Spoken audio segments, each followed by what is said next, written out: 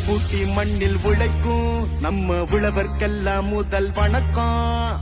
மாட்டுக்கும் மண்ணுக்கும் கதிரவனுக்கும் நன்றி சொல்லும் எங்க கொண்டாட்டம் தான். பொங்கல் இப்போது இங்கே ஆட்டம் தான் போடும் காலேஜ் பசங்க. பொங்கல் கோழிக்கு பொங்கல் கொண்டாட்டமா நாங்க நிற்போமுங்க.